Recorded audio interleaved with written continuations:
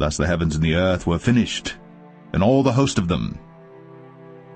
And on the seventh day God ended his work which he had made, and he rested on the seventh day from all his work which he had made.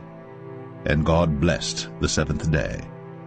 These are the generations of the heavens and of the earth when they were created.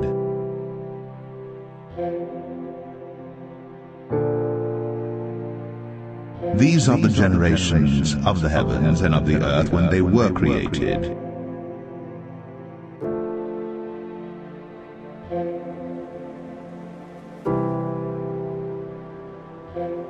Hello, family. It is a great honor to be a part of this Kingdom Crew conference. It's something that has already been a very big blessing to me in terms of the clarity it's brought me with diving deeper into something I've talked about before. And it has to do with where we are in time and also what's about to happen and how to prepare for what's about to happen. Because it's one thing to understand everything in the Bible and have all this knowledge, but it's another thing to apply that and change the way we live. And so I'm going to go ahead and get started with this presentation that I will be calling the generations of the heavens and the earth, because that's what it's about, showing us what that means and where we are in time. And so the generations of the heavens and earth really come alive when we listen to the words of Peter as well as the prophets, because he's telling us to do exactly that here in 2 Peter. He says, I write unto you in both which I stir up in your pure minds by way of remembrance, that ye may be mindful of the words which were spoken before by the holy prophets, and of the commandment of us, the apostles of the Lord and Savior, knowing this first, that there shall come in the last days scoffers, walking after their own lust, and saying, where is the promise of his coming? And then a couple verses later, he says, but beloved, be not ignorant of this one thing, that one day is with the Lord as 1,000 years, and 1,000 years as one day. And so he wants us to be mindful of the prophets, what they say, and also to not be ignorant of one thing, and it has to do with a day being as 1,000 years. This changes everything, especially when you look at what the prophecy in Hosea is telling us. And in this particular prophecy, it's talking about days. And it made no sense to me when I first read this, because I didn't have that understanding. My wife, she understood this and was looking into this, and is really the one who got me looking into this. And so I want to say a quick thank you to my wonderful wife before I get too deep into this. She has been a major blessing to me and our family with all of her wisdom and all of the Bible studies that she does with me. She's one of those who just really is passionate about the word. And it's been a major blessing having someone like that to have this walk with. So I know she may or may not watch this, but I wanted to say thanks and thank the Father for blessing me with a great wife to help me get to where I am today. All right. So to get back on track, with this study, this prophecy in Hosea says that after 2 days he will heal us. In the third day we shall arise and live before him and shall know him. That's starting to sound a lot like the new covenant when everyone knows him. And then it says, let us follow on to know the Lord. We shall find him ready as the morning, and he will come to us as the early and latter rain to the earth. So we have the third day and a raising up, similar to what we hear when we read verses about the resurrection. And so this still makes no sense until you start looking at things back in Genesis right here, because you have Adam receiving a commandment by the Most High when he says, of every tree of the garden thou mayest freely eat, but of the tree of knowledge of good and evil thou shalt not eat of it, for in the day that thou eatest thereof, thou shalt surely die. And so when I heard this as a child, I thought, man, if he eats that, he's going to die that day. Well, he eventually ends up eating of the fruit. We all know that. And when I used to look at this story, I always pictured Eve just kind of wandering off, being lost and getting away from Adam, and him not being there to stop her when she was eating of this. I don't believe that's the case, because when you look at books like Jubilees, it tells us they were in the garden for like 7 years. So they knew where the tree was. It wasn't like she was lost and roaming around when this happened. They were in the garden for quite some time, and there was harmony. Animals could talk. There was a language of creation. That's why she wasn't freaked out when a serpent's talking to her, and neither was Adam. This was not like a Dr. Dolittle scene. This was literally the norm. Animals talking. And so you have this serpent who was said to be craftier than all the other animals. And what he said to the woman was that you should not surely die. Literally the opposite of what the Most High was saying. For God doth know that in the day you eat thereof, then your eyes shall be opened, and ye shall be as gods, knowing good and evil. And when the woman saw the tree was good for food, and that it was pleasant to the eyes, and a tree to be desired to make one wise, she took of the fruit thereof and did eat, and gave also unto her husband with her. So it's not like he's off somewhere. He is with her. So she eats of it. And I'm sure, I don't know about Adam personally, but if I'm there and I literally just watched my wife eat of something I was commanded not to because I would die that day, and I see that she's not dying instantly, might be a good idea to wait until the next day. But I think Adam sounds like he just ate it right then. He didn't wait for sunset or anything like that. Went ahead, gave into that temptation. And then you have Adam going on to live many, many years after he ate of that fruit. So he didn't die that day. And we know the Most High doesn't lie. And we know that serpent wasn't telling the truth. So something is missing. And this is a confusing story until you read the book of Jubilees, because it says here in Genesis that Adam lived to be 930 years. And when you read Jubilees, it says the exact same thing, but it says that Adam lacked 70 years of 1,000 years. For 1,000 years are as one day in the testimony of the heavens, and therefore was it written concerning the tree of knowledge, on the day that ye eat thereof, ye shall die. For this reason, he did not complete the years of this day. So just like Peter was telling us, the years of this day, it was 1,000-year period that we don't need to be ignorant of. And that puts us near the end of that first millennium, which would be about 3000 BC.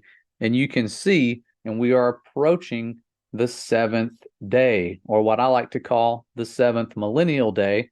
And I want to clarify that when I am calling these millennial days, I'm not saying that creation was a 7,000-year period or a 6,000-year period with a day of rest at the end.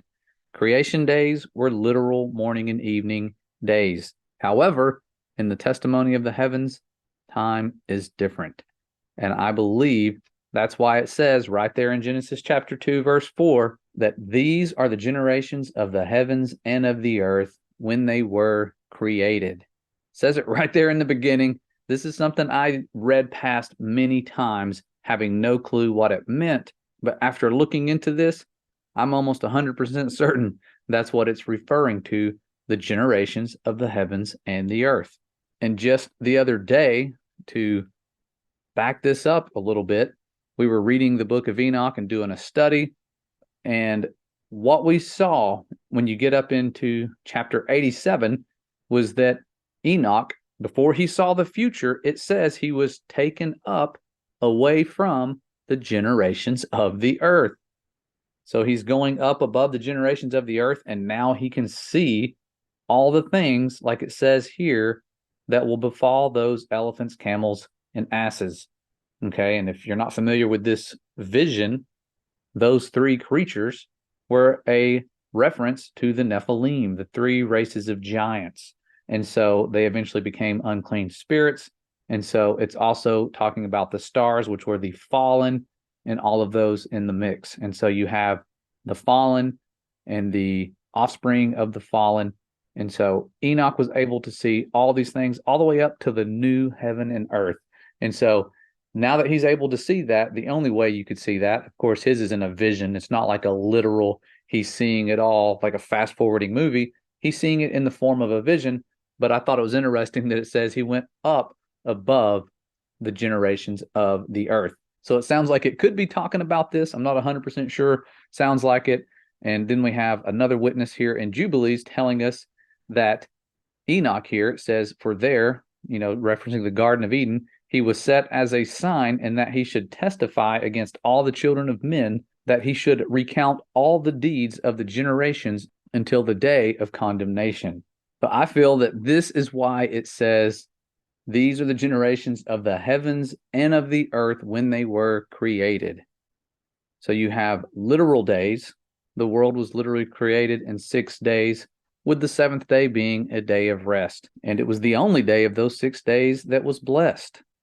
And so it's a significant day, that seventh day of rest, in terms of the chapter of our timeline when you look at the generations of the earth.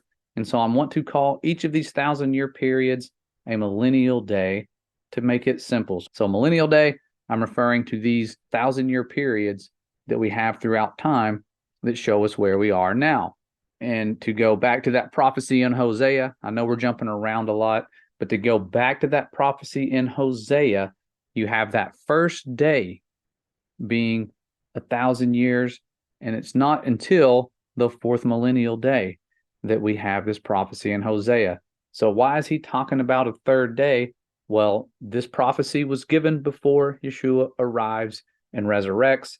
And so the people of that time had no clue that the calendars were going to change and that it was going to start over, giving us a new first day in terms of how we're measuring 1,000-year periods.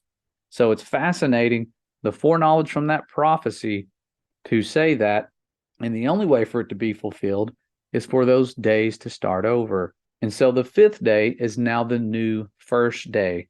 And so that changes things, because he said in the second day is when we're going to be revived, or after 2 days, he will revive us.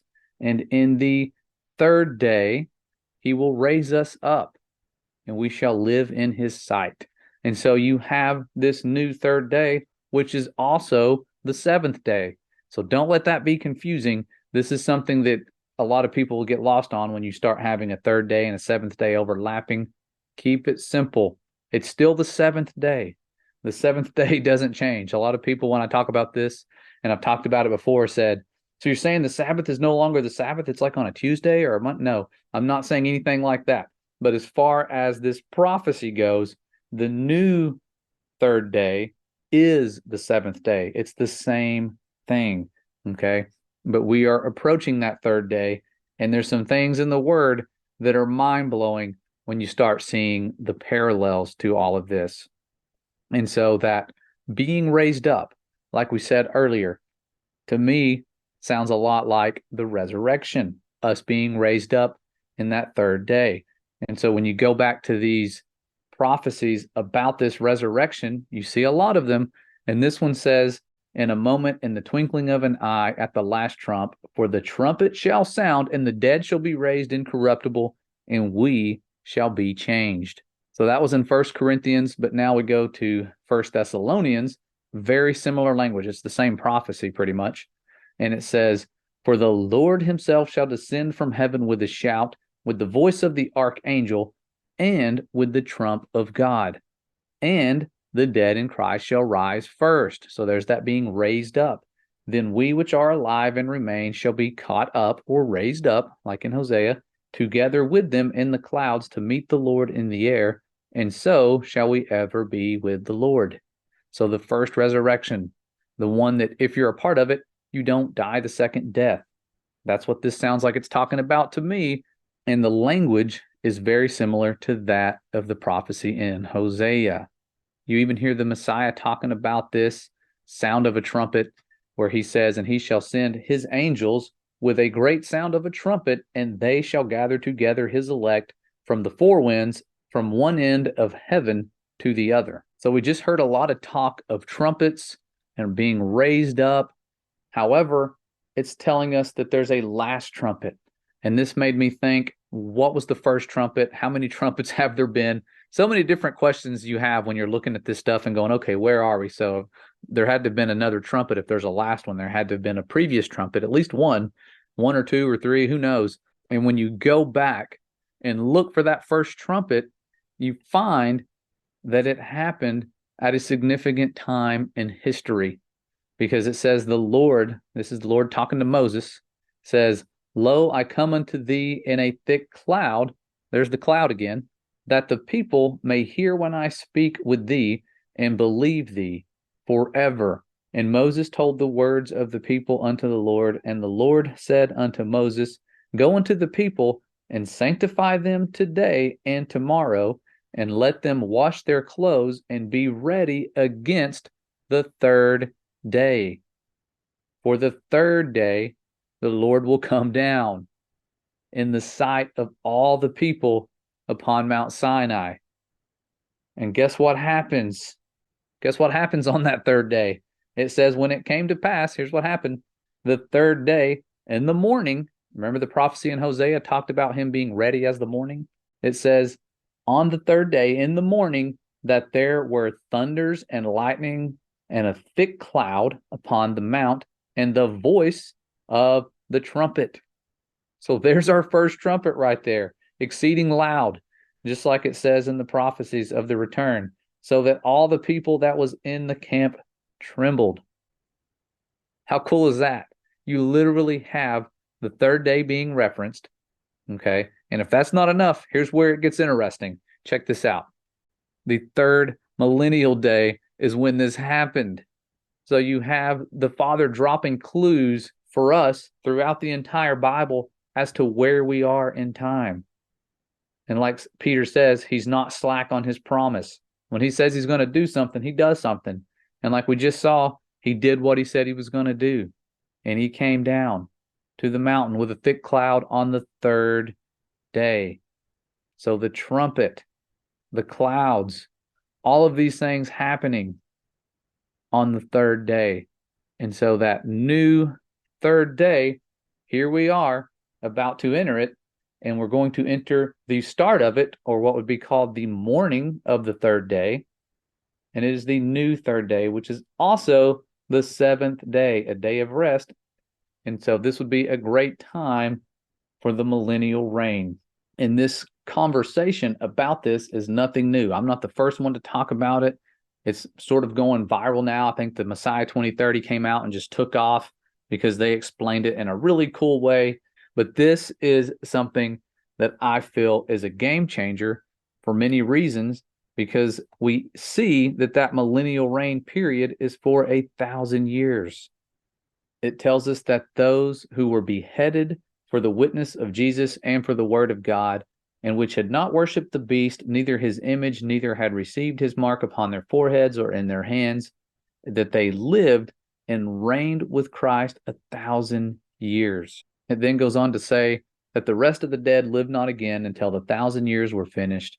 This is the first resurrection. So what's coming up, where we're about to be in time, is that first resurrection. And it says, blessed and holy is he that hath power in the first resurrection. On such the second death has no power, but they shall be priests of Yah and of Christ, and shall reign with him 1,000 years. So repeating what I'd already said in verse 4, verifying what's about to happen. And guess what? The enemy will be bound during that 1,000-year period, and he's going to be loosed for a little season. A lot of people think we're in that little season right now. I mean, a lot. I get this brought up every time I mention a little season. And so it seems very possible when you start first thinking about it, like, well, yeah, we are all being deceived right now. We've been deceived about what we live on. We're deceived by so many different organizations. Maybe we are. They've lied about everything. However, the deceptions that take place during the little season is what lets us know that we're not in the little season, because it's going to be a purpose behind these deceptions. And so to give you a snapshot of what this looks like, we have that seventh day coming up, which I believe will be a good time to start the millennial reign with the Messiah. And you have the enemy being bound for that exact same amount of time, 1,000 years. However, when he is let loose, it says when those 1,000 years are expired, Satan shall be loosed out of his prison, and shall go out to deceive the nations which are in the four quarters of the earth, Gog and Magog, to gather them together to battle, the number of whom is as the sand of the sea. And they went up on the breadth of the earth and compassed the camp of the saints about. So they're going to be going around the camp of the saints. No matter how they deceive us, we can't go around the camp of the saints because the camp of the saints isn't here yet. There has to be a millennial reign going on. Okay, a lot of people say the millennial reign happened and everything left, but no, there's a camp still here. There's a camp of the saints. And it says, in the beloved city. And so they're encompassing this city and the camp. And what happens next is fire comes down from God out of heaven and devours them. So all those that are coming against the Most High and his people are going to be destroyed with fire. I have no clue how the evil one is going to deceive people into doing something like this. But one way is to get them to forget about that pillar of fire. The Egyptians looked directly at this pillar of fire and still pressed on. It's not hard for a crafty enemy to trick large amounts of people into falling for the same deceptions over and over again. And so you have this pillar of fire. And then after that, this is after the flood when you have the pillar of fire, because he promised us he would never flood the earth again.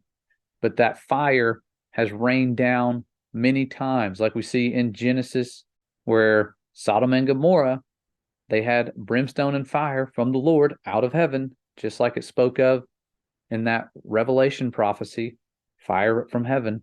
And then again in Exodus, you have hell and fire mingled coming onto the land of Egypt.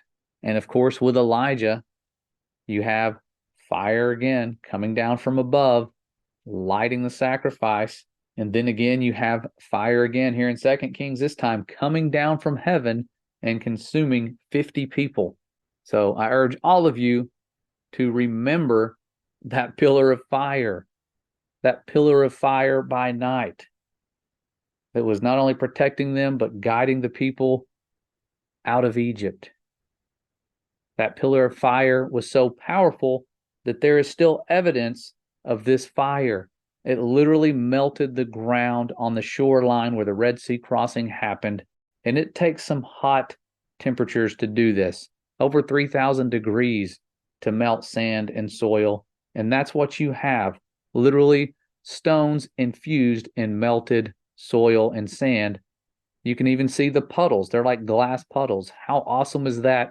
Proof that that pillar of fire did in fact come. And so that's the pillar of fire that we all need to be mindful of and remember that that same pillar of fire is with us as we are leaving Egypt yet again, coming out of these Babylonian practices, false teachings, religions, branches of Christianity that have formed thanks to all the work done just a few hundred years after the Messiah resurrected. It took a lot of work to get us to where we have been as far as the deceptions and the thousands and thousands of denominations and all of that, the dividing and the conquering that we have seen throughout time with believers. However, it is a blessing to be set free yet again, just like he set his people free back then. And so that's the pillar of fire. But it takes me now to the cloud that we also need to remember. The cloud is significant. Remember, when the Father came down to Mount Sinai, there was a cloud. When the Messiah returns, there's a cloud. When he left after the resurrection, what received him? It was a cloud that received him. So you have this cloud being significant, and like many things in the Bible, we overlook it. But what was its purpose? Well, for one, it says here, this is a command to Moses from the Most High. The Lord said to him, "Go down, charge the people, lest they break through unto the Lord to gaze, and many of them perish."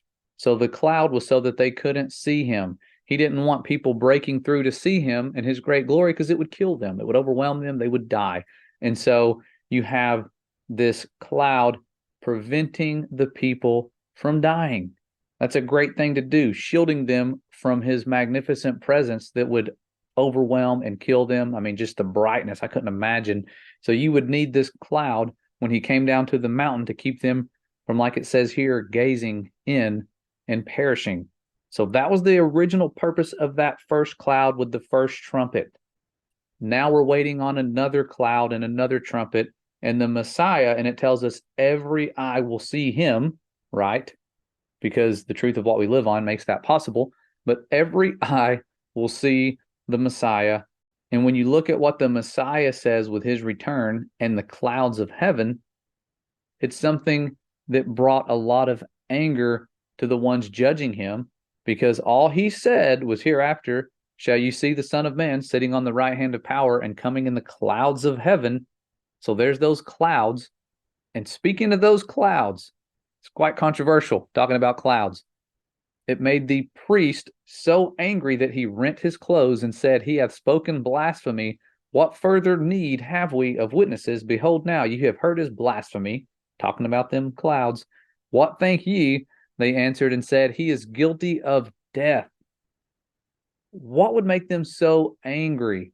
Because after that, it says they spit in his face and buffeted him, and others smote him with the palms of their hands, saying, prophesy unto us, thou Christ, who is he that smote thee? So they are so angry. They're hitting him, spitting on him, ripping their clothes because he talked about the clouds. And when I first read this, I thought, why were they so angry at him talking about this?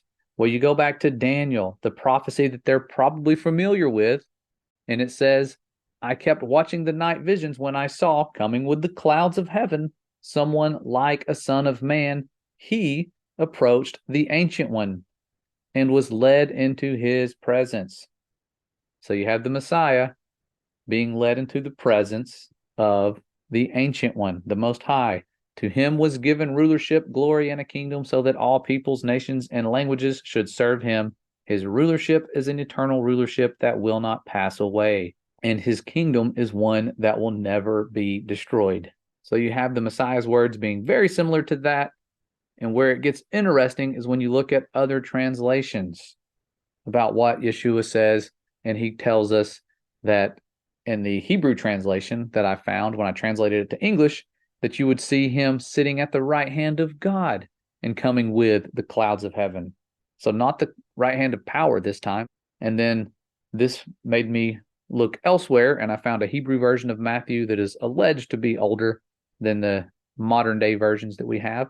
And it says, I say to you, you have yet to see the Son of God sitting at the right of the power of God, coming on the clouds of heaven. And so totally different than just the right hand of power. Now I think I see why the priest was so angry he was ripping his clothes apart, because he's telling him he's the fulfillment of that prophecy in Daniel, or he's going to be the fulfillment of that prophecy. That made them angry. They're like, all right, now we got to take him out, because he's saying he's literally the Messiah. And I don't know. I still don't know why that would make you angry. If somebody said that, I'd be like, you believe that? That's fine. Prove it. But this made them angry. And me saying this now makes most of Christianity angry, because they think the Messiah is coming back alone. But remember the purpose of the cloud. The purpose of the cloud was so that it could keep people from gazing at the Most High and dying. People have already seen the beloved Son. When he returns, every eye is going to see him. I believe purpose of the cloud stays the same. There's also the trumpet of God. Okay. I always believed that, maybe it was an archangel or the Messiah blowing this trumpet. And there's verses that kind of make it look like it's the Messiah that's blowing the trumpet. But what if it's the Most High blowing his own trumpet? It's the trumpet of God, and it's the breath of life being blown out of this trumpet. Imagine a resurrection taking place. Wouldn't be that hard to fathom when you have the breath of life blowing out of a trumpet. How great would that be? Okay, so this is something to think about for those of you who have never looked into this topic. This is something that I feel is powerful, and it's missing from a lot of people's understanding of the return. And it's something that has really changed the way I view the return. And the chapter after that, the millennial reign, but that's not the end. The millennial reign is not the end. Like we saw earlier, there's a judgment that happens. There's the little season, and then there's the fire from above, and a judgment, and you have the new heaven and the new earth that is the next chapter. And so we're going to be looking at some parallels that show us the significance of that. And it brings us back to the days of creation, with the first week of creation, according to Genesis and Jubilees, being exactly the same. However, there were things that happened after that seventh day of rest. And this is where my view of Genesis changed significantly. And it was after I started looking at it for this study again in more detail and seeing that it talks about things after that seventh day of rest. The garden being watered, Adam being placed into the garden. In other words, when he was made, he wasn't made in the Garden of Eden. He was made in Eden, and he was later placed into the Garden of Eden. And so I started asking questions. I was talking to my wife, walking down the road, and I said, if Genesis was retelling events after that seventh day of rest, how did he name all those creatures in one day? Because this is a man we're talking about, Adam. It's not the Most High. How did he name millions of organisms in one day? And so thinking about that question, I get back home after our walk and I start looking at Jubilees to see if what I'm thinking could be the case is actually the case. And come to find out, he named those different animals in the second week of creation. So he named the beast on the first day. Then he named the cattle on the second day, the birds on the third day, and all that moves on the earth on the fourth day. And then he named that which moves in the waters on the fifth day, which parallels the real fifth day of creation, where what did he make that day? Things that move in the water. And so the sixth day, which also parallels where he made man on the sixth day, is when he makes Eve from Adam's rib. And so that makes a lot of sense, because in Genesis you see that he's named all these creatures and he still doesn't have a wife. Well, then she's made from his rib. This is not another creation day. A lot of people say, oh, you're saying that, oh, he couldn't create everything in 6 days. He needed a whole other day of creation. Not what I'm saying, because making someone from existing flesh is not a day of creation.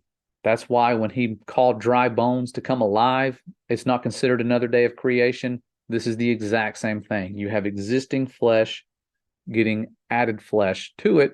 He's not creating it. The flesh was already there. He's just adding to what he already has. And so Eve being made on week 2, day 6. So it's a pretty cool parallel to the original 6 days of creation, and then that seventh day being a day of rest. And then you have them placed into the garden at their own times. It was a little bit longer of a wait for Eve than it was for Adam.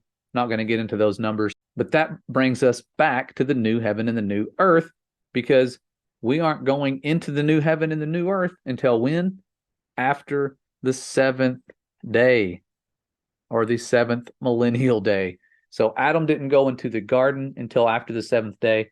We're not going into the new heaven and earth until after the seventh day.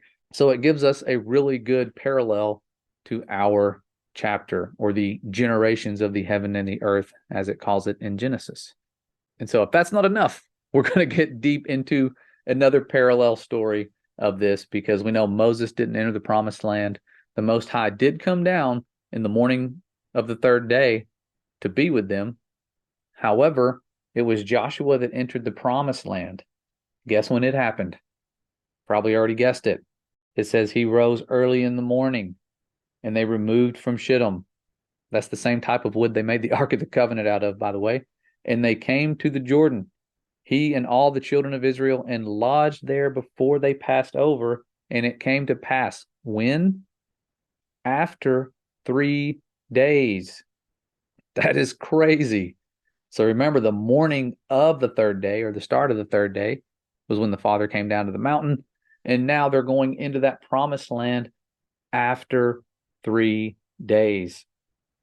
And it says that the officers went through the host, and they commanded the people, saying, when you see the Ark of the Covenant of the Lord your God, and the priest, the Levites, bearing it, then you shall remove from your place and go after it. Check this out. He then says, yet there shall be a space between you and it, about 2,000 cubits by measure. Do not come near it, that you may know the way by which you must go, for you have not passed this way before. We have never entered into that promised land in terms of the new heaven and earth. And it says there is a space between them, 2,000 cubits. What if those cubits are symbolic of the 2,000-year period in reference to that Hosea prophecy after the resurrection? Could be. I'm not saying it is. It's just my thoughts here. And that the Ark of the Covenant represents the millennial reign. And so, just to give you a snapshot of that, you have Israel entering the promised land. When did that take place? It took place on the end of the millennial third day, something that I feel is significant, showing us that the Father left us a roadmap to what's ahead. And if that's not significant enough, you have the resurrection, and he repeated this over and over, that the third day he shall rise again. And we know he rose again that third day. It is a huge part of salvation, believing in the resurrection. There's a resurrection to come, and there's the resurrection that has already happened, with the Messiah being the first to resurrect. Even in Luke chapter 13, you have the Messiah saying something that sounds a lot like the prophecy in Hosea when he says, "Behold, I cast out devils and I do cures today." So there's cures. Remember, it said he will heal us. "I do cures today and tomorrow, and the third day I shall be perfected." So this is very similar to his talk of rising again on the third day. That's some powerful stuff, but the parallels continue to get deeper when we look at the first 3 days of creation, the events that happened, and compare them to the new first, second, and third millennial days. And so the fifth millennium, sixth millennium, and the seventh is something that really makes this come alive. But you have to understand what the waters represent in prophecy and compare that to what we have here. Because in Revelation, when you have a vision that's showing us what's going to happen in the future, we're told that the waters in the vision represented peoples and multitudes and nations and tongues. Well, with that understanding of what the waters represent, I'm not saying this didn't really happen in Genesis with his spirit moving over the waters, but when you look at that, his spirit moving upon the face of the waters and him creating light, separating it from darkness, what happened in that fifth millennial day? You have his spirit moving upon the peoples, multitudes, languages, and literal tongues. That's something that happened. People were speaking different languages, and this separated us from darkness. This outpouring of the Spirit gave us a chance to really be set apart in a brand new way. And then that second day, he made the firmament. It divided the waters. And you see the second day, the people are being divided. We have tens of thousands of religions springing up, so much division taking place. In that third day, what happened to the waters? This is where it gets cool. Those waters were gathered together, or as God says, let the waters under the heaven be gathered together into one place. And this dry land appearing is going to be the millennial kingdom that's appearing. How awesome is that? Those are some really cool parallels, and I feel they give us a roadmap that shows us where we are headed in time, as well as where we're at in time, or pretty close to it. I know there's some deceptions out there. Calendars have changed. Everyone's debating calendars right now, but this stuff is fascinating and just not at random. I would say at random, but several months ago, maybe even a year ago, I found a video that was looking at where we are in time based on the calculations of an old Bible from the 1800s. And so I looked at it and I gave the numbers, of course, to my wife, who's like a mathematician. She's a math teacher. She's really smart. And I said, where does this put us at right now? Because this Bible from 1814 said that the world was 5,788 years, 6 months, and 10 days old at that time in 1814. And so how old does that make the earth now? Well, she did the math, And if these dates are correct, it's 5,997 years since creation, according to this Bible. Not saying it's correct, just that if it's close, if they were right back then, if they had, better ways of calculating this than we do now, that's crazy. Like that is, we are a couple years away, 2.5 years, because I don't know the exact date. All I know is it was 1814. And so it could have been 1814 right before 1815, or it could have been the very start of 1814. I don't know. I'd have to actually have that particular Bible and see if it gave a date. All I have is a screenshot from a video, so it's kind of blurry. But that is something to think about and understand that that's right next to that new millennial day. And I feel that there's a reason the Spirit's moving people to look into this. We need to understand it, and we need to be ready for that new third day. And so, how can we be ready for that new third day? That's what matters. Knowing where we are is not going to change anything if we don't change and get people ready for what's to come. Even if it's 100 years from now, or, like in the Messiah's time, a couple thousand years away, there was an urgency. We need to live with that same urgency. We need to be ready and getting people ready. And so, what does that mean? Well, this takes us to some verses that I want to share that are significant into actually where we are now. And it comes from 2 Timothy, where it says, "Keep away from godless babbling, from those who engage in it will only become more ungodly, and their teaching will eat away at people like gangrene. Hymenaeus and Philetus are among these. They have missed the mark as far as the truth is concerned, by saying that our resurrection has already taken place." This is something that people are saying now. The resurrection's already happened. We're in the little season.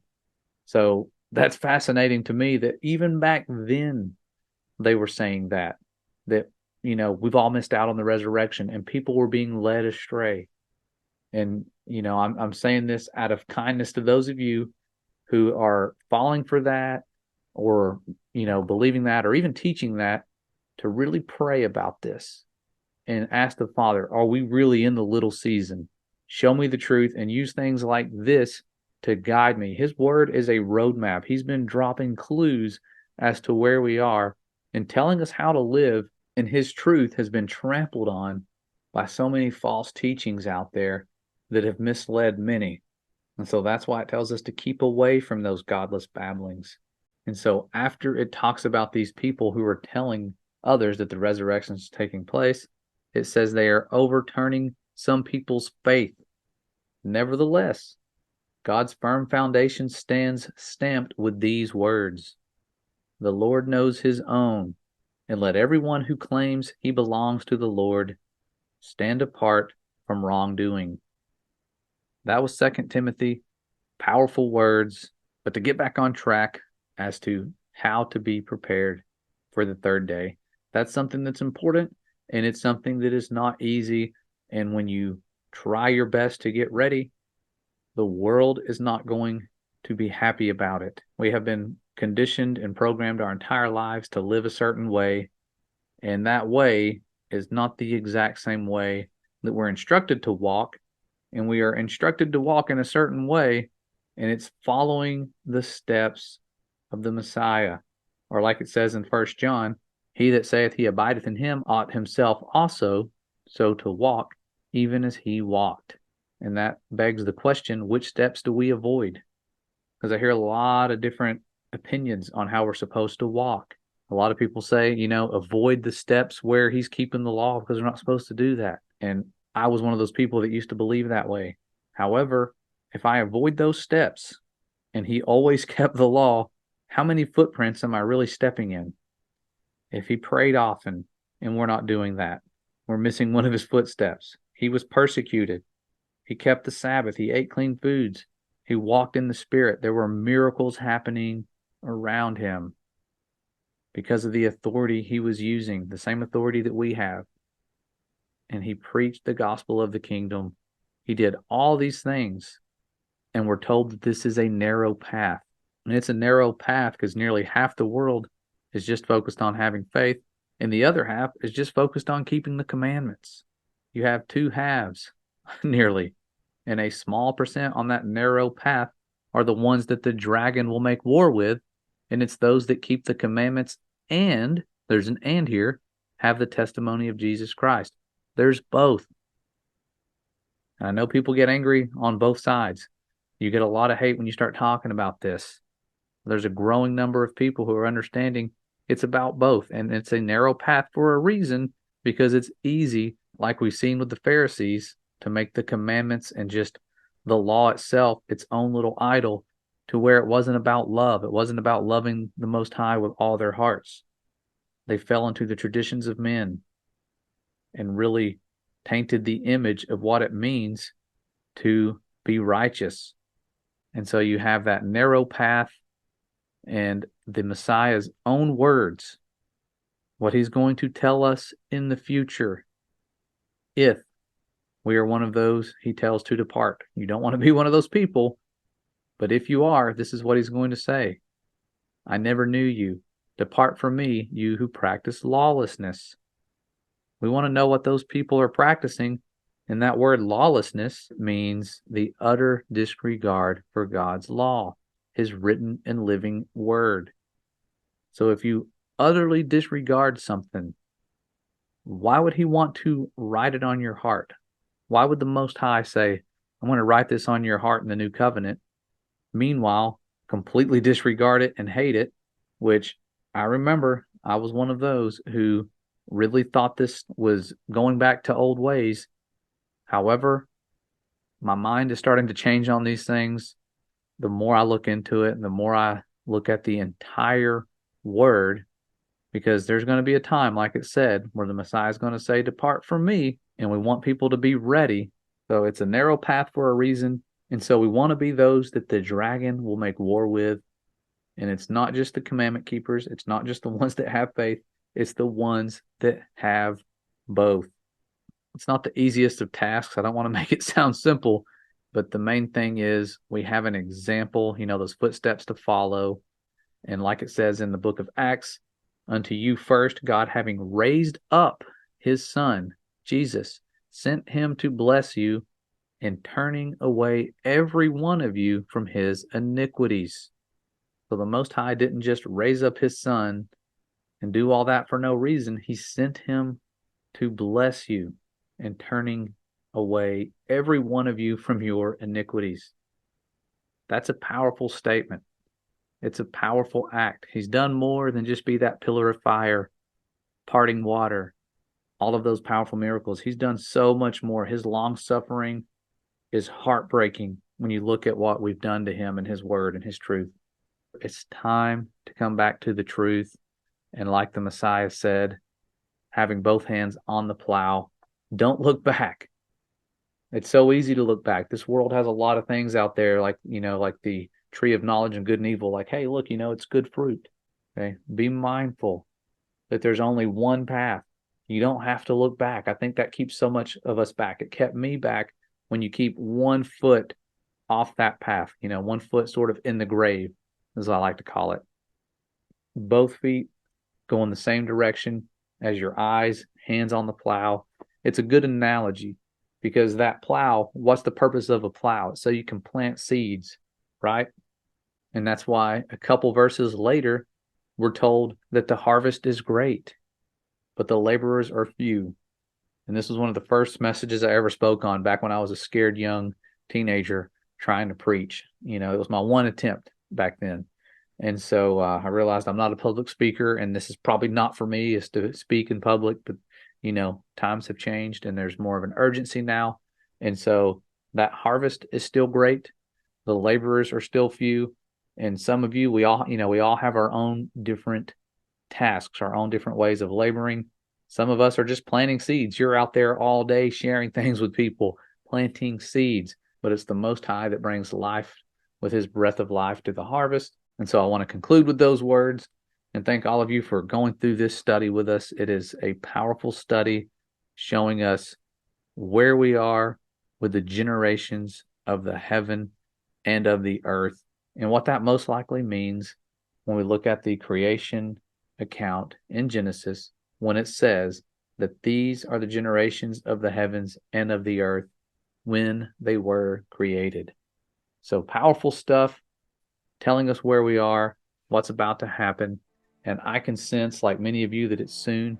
And so we need to be ready, and we need to be seeking the truth and staying humble, because like the Messiah says, the greatest in the kingdom of heaven are those that are humble. So thank you, family. This has been an honor. I'm blessed to be a part of this conference and this journey. I look forward to answering some questions and asking some questions, because I still have a lot of questions with you guys and the Bible scholars that are involved in this conference. It's a phenomenal experience. I hope you all enjoy it as much as I am already, and I look forward to watching these things unfold and seeing the Days of Noah series as it comes out for the first time here pretty soon.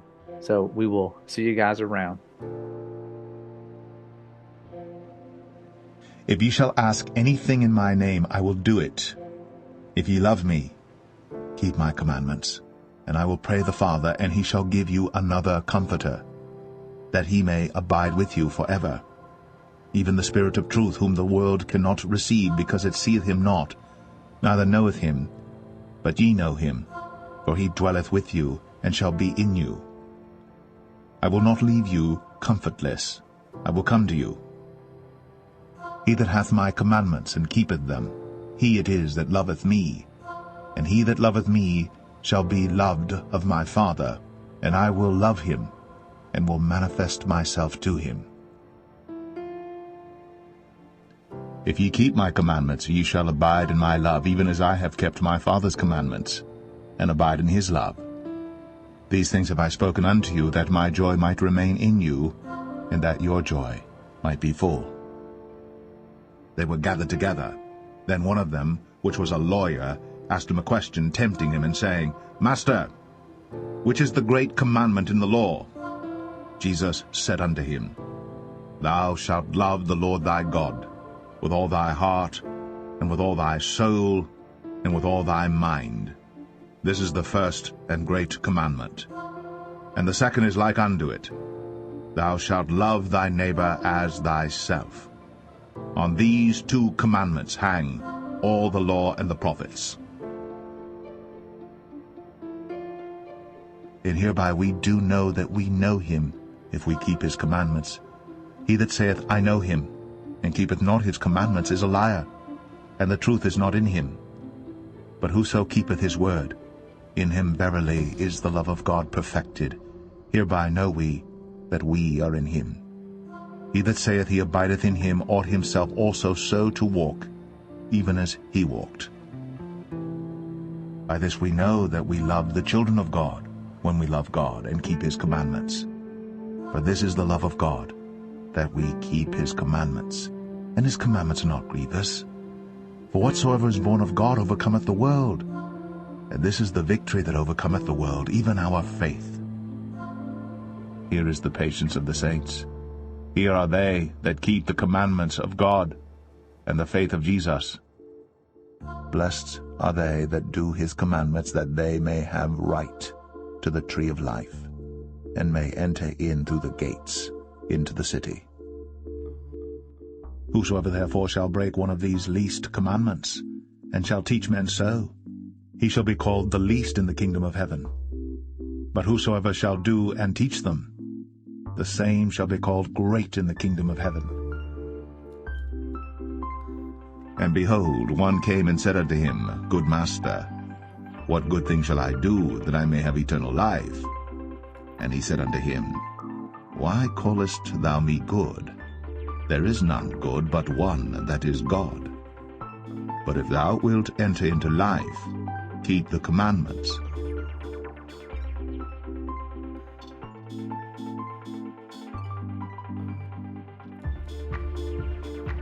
For this is the love of God, that we keep his commandments.